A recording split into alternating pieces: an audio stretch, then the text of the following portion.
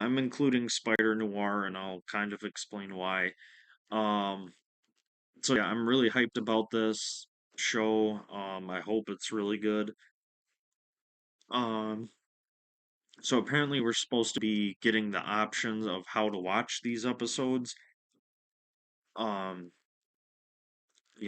we can watch them in black and white, or we can watch them in full color. So that'll be really cool.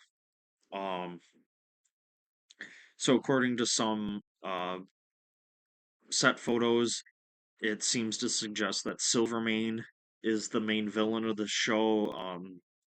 You can see Nicolas Cage holding a newspaper that talks about Silvermane, um, which is interesting. If you don't know, he's the head of the Manfredi crime family, and we actually got the Manfredi crime family in the director's cut of Spider-Man: Far From Home. Um, if you've ever seen those clips of Peter in the Iron Spider suit fighting a bunch of people in a restaurant, that's them. But yeah, we haven't really gotten an expansion on that, and again, they only appear in the director's cut. Um, so yeah, that'll be interesting. Um, so now the reason why I'm including this, because obviously, who knows if it's gonna cross over with the MCU, but there have been different sources saying different things. There are places saying that this is set in its own universe by itself. Um, but then there are places saying that this is actually part of Sony's Spider-Man universe or the Venomverse. Um, I can kind of see maybe some hints that that might be true.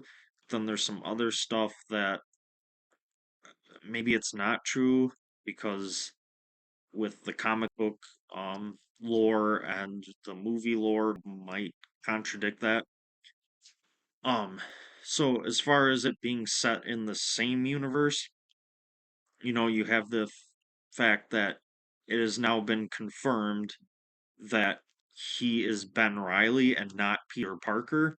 So that would, line up with Madam Web, with Peter being born, early 2000s.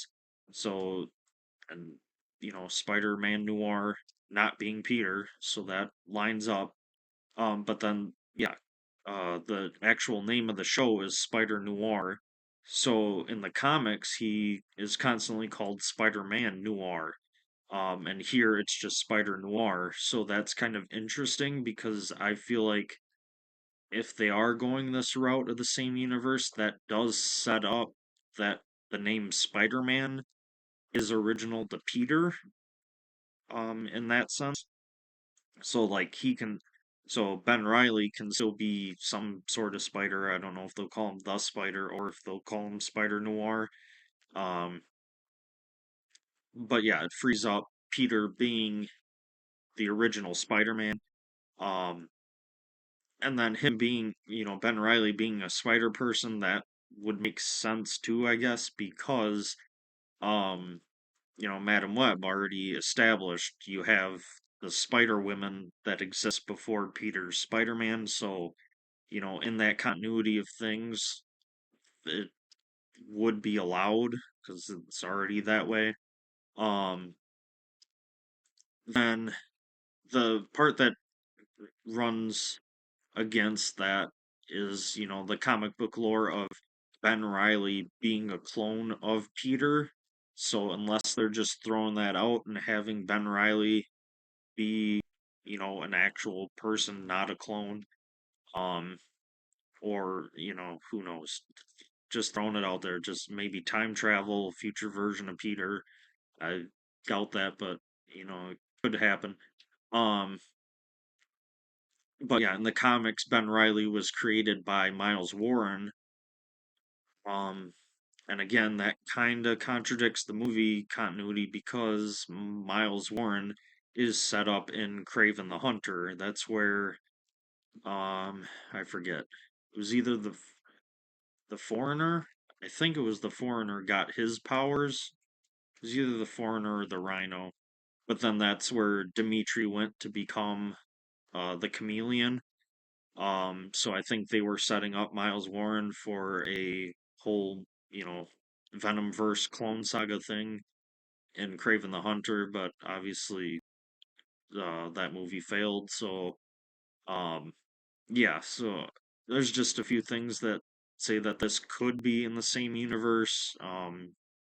You know, and this is a new, if this is the same universe, but I guess even in general, this is Sony's move towards the more hero centered projects compared to the anti-hero projects.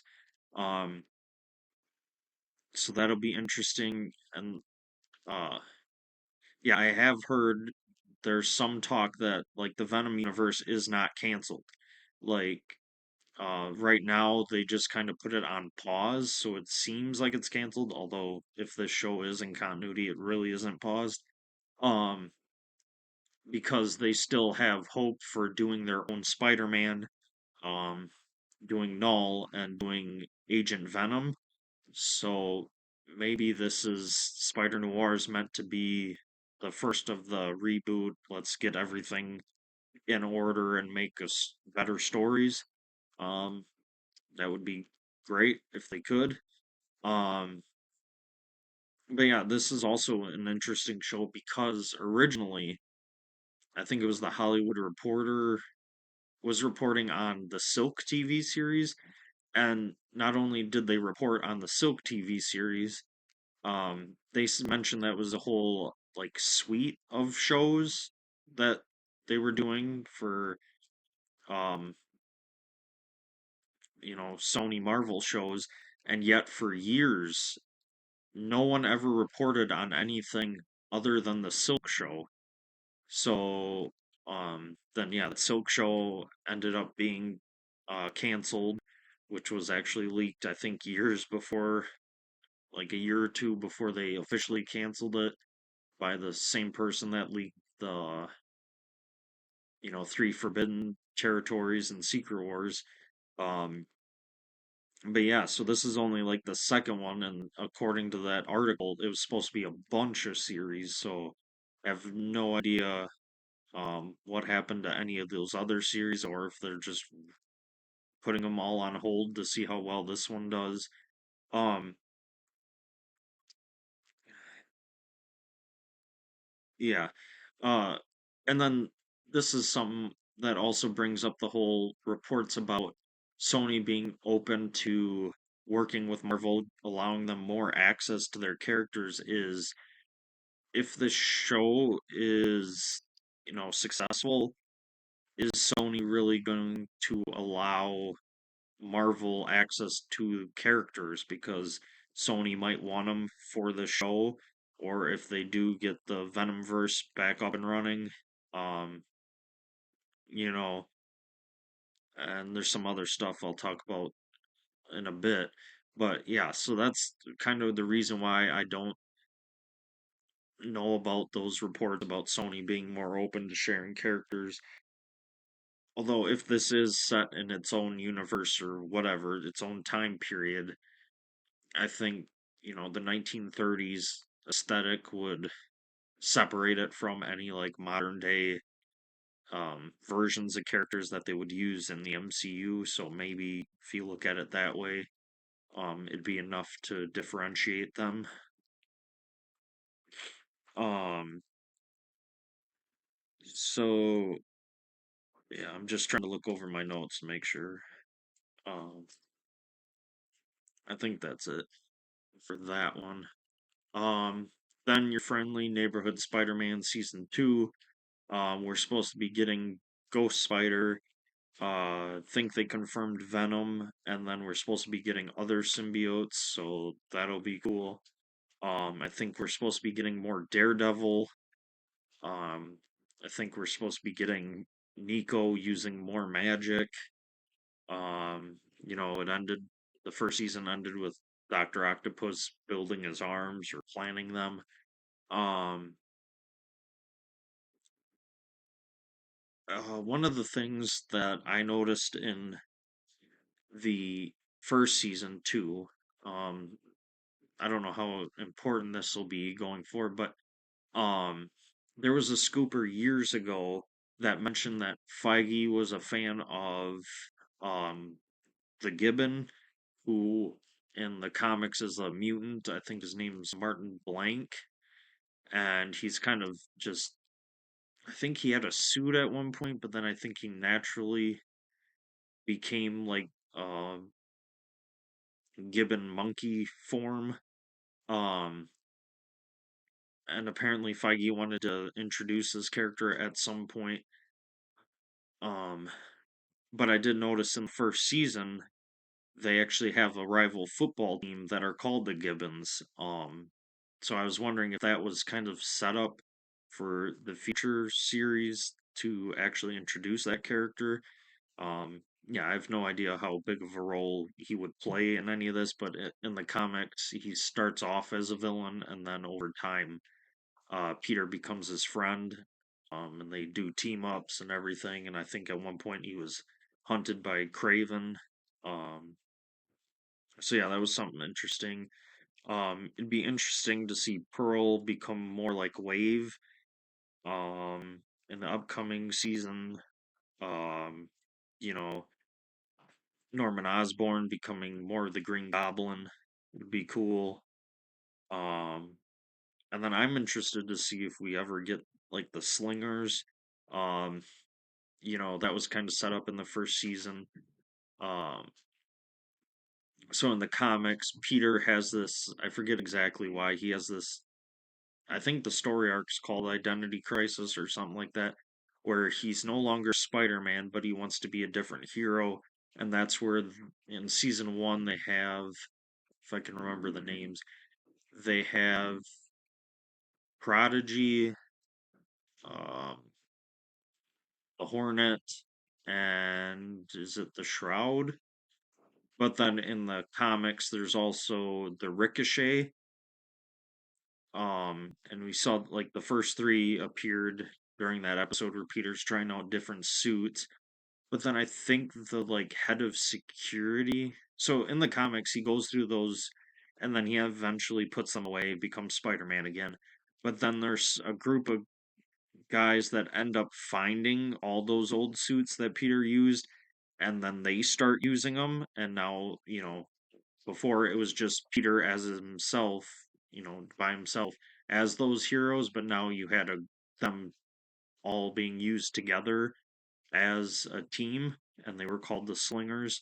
Um, so yeah, I wonder if that was set up for something down the line to get more, heroes in the Spider-Man corner of the universe, because you have some other heroes that are actually owned by Sony, but they never get used because Peter's always the focus. You have Buzz, who's like J. Jonah Jameson's grandson, I think, but he becomes a hero. So there's a bunch of stuff. But like I was saying, I believe we didn't see the Ricochet suit, but the head of security at Oscorp, his name is the same name as the kid in the comics that wears the Ricochet suit after Peter. So there is some reference to that character too, acknowledging it. So yeah, that was just my thing. Is I'd really like to see going out of the realm of Spider-Man in these shows. It'd be kind of cool. Obviously, it's a Spider-Man show, so he has to be there. But you can expand his corner of the universe. Um, and then I guess the last part about Your Friendly Neighborhood Spider-Man season 2 that I wanted to talk about is it was originally said by Marvel Studios that the timeline for that universe is supposed to be the same as the MCU up until Civil War, when instead of obviously Stark becoming Peter's mentor, it's actually Norman Osborn, and then it changes from there.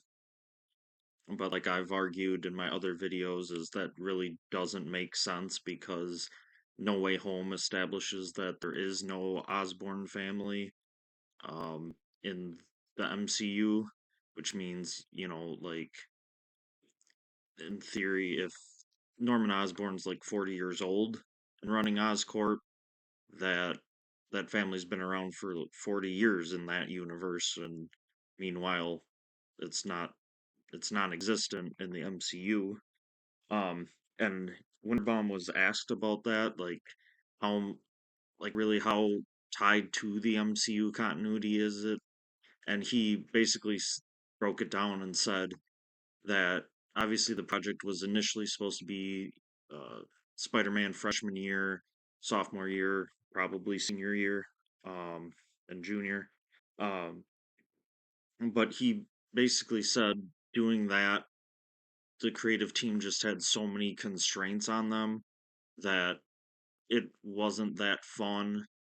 And so then that's why it slowly became your friendly neighborhood Spider-Man, as they just wanted to break out of that because they were so limited to like his rogues gallery. They said you can only use, however many villains, because obviously No Way Home establishes that you don't have Green Goblin, Doctor Octopus, Sandman, Lizard, Electro, uh, Venom, and all that. And then you also have to take into consideration that the live action movies are still ongoing, so therefore you still need villains available for those. So you kind of ruin that by putting them as taking place uh, earlier in the timeline when Peter's just starting out. Um, but yeah, so he basically said as they just worked on stuff, the show just took on a life of its own. So they really did even break away from the whole narrative that the show is the same as the MCU up until Civil War. So it's basically just in general a sister universe to the MCU. So it's not really beholden to a lot of things as it was initially pitched. I think that's pretty much all that I have on that show.